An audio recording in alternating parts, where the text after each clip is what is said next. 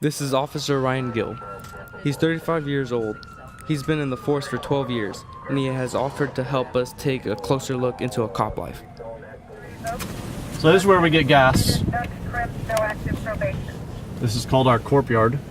We have our hidden gas places. Most cities have their own corp yard. Oh, we have one of our canine dogs here. Canines here. We get our dogs from Europe. They come over with basic obedience and some basic sport training, and then we work with them over time so that they can become police work dogs, and then our training is continuous after that every month. They're like a partner, just as a human would be, except they're a four-legged furry partner.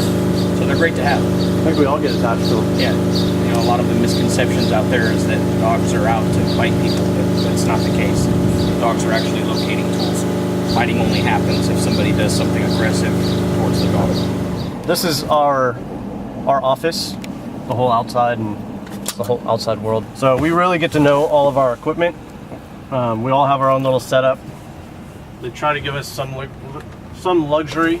It's like we have really electronic seats and stuff. But the main guts of this patrol car are right here in the middle. We have our touchscreen computer in the front. We can see what everybody else is doing. Everybody on the screen, for the most part, is a police officer, with the exception of like one or two civilians. This is our radio. It's just a standard, like, walkie-talkie radio. This turns the lights on and off. My lights are inside the windshield, so it looks like a taxi on the outside, but it's a police car on the inside. We also control our sirens here. So this is the whale. Oh. So this is the Yelp siren.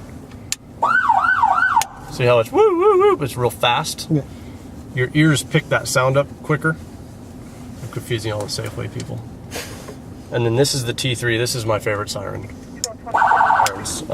We also have a PA, the public address system, which is, I can yell outside, pull over, or whatever.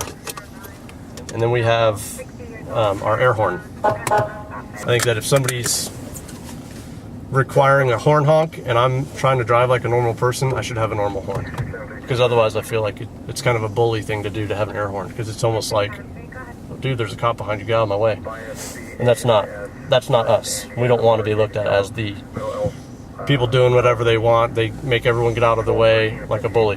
Because we don't want to be the bullies. And I think a lot of people think we are the bullies. That's why we all get scared when cops are driving on the road. Has your job affected the way you think, like in terms of how you see people, even when you're off duty?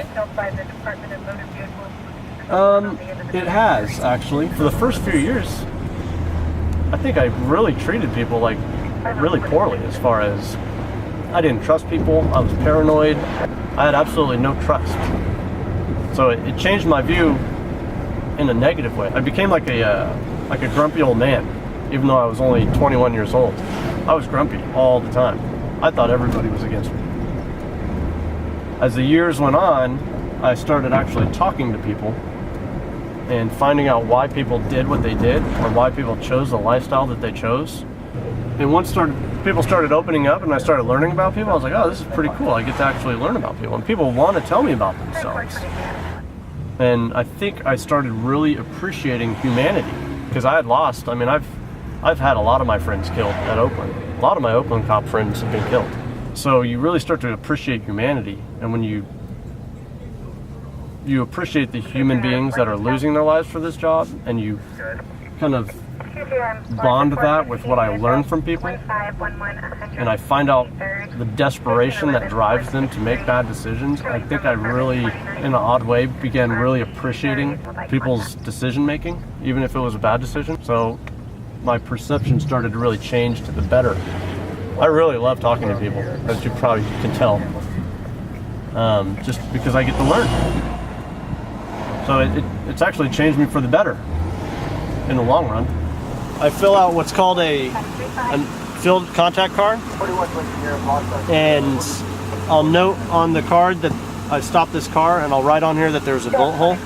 So in the future, if there's a complaint that there's a white Ford Explorer shooting in the neighborhood, they can pull up white Ford Explorers in our records management system, it'll show my contact that I've just made and show that he had a bullet hole in the side. So that might lead the investigators to go talk to him. So it's just more of a documentation stop than to give him a ticket. Chances are he probably doesn't have a driver's license because he gave me the Mexican ID. And unfortunately, he probably can't get an ID. So I tend to weigh whether to give him a citation or not. If he's up here trying to work hard and he just can't get his driver's license or whatever, I use my discretion. I'll let him off on a warning. Kind of a tough spot to be in. Do I want to punish him by taking the money away that he's working for? If he's a working person going to church, playing a keyboard in a band at church, trying to support his family, I'm only punishing him. I'm punishing his family too. So it's a very interesting spot to be put in because there's a lot of undocumented citizens who can't get driver's license. I mean, there should be some way to get people driver's licenses. That way, you know, that's more of like a political thing. But when I first started, I would get in these chases and they would just be wild chases, car chases, or foot chases or whatever. And then I would go back and tell my buddies about it, and they're like, "Oh, that's so cool, man. That must have been really cool." And then somebody would be like, "Oh, what are you talking about?" And I'd start telling them again. And I was getting more enthusiastic and more amped because it's exciting. It is an adrenaline that you have never felt before. It's totally weird. So now your body has to recover from the adrenaline. And then you hear another call like a few minutes later, and your adrenaline spikes, and then you have to recover again. By the end of the day, you're just so exhausted. And it never goes away. The butterflies never go away. Are you really video cameraing that for what? School stuff. Oh, it's school stuff. I thought you were gonna put it It's on okay. It's not Don't like kick the it at news. parks and get stopped by regional So are you a real San Leandro cop or you police. just Don't do that. Oh no, I'm just a Stay in security school. guard. You're Oh, cool. for real? No. No, he has a San Leandro police thing on his shoulder. I got one of those for Halloween. Do you? That's a cool You know the costume. only reason why they're not honking at you is because you're 50? You want me to tell them to get the fuck out of your way? Because I'm 50. I'm not 50 years You're old. 5'0". I know what you meant. I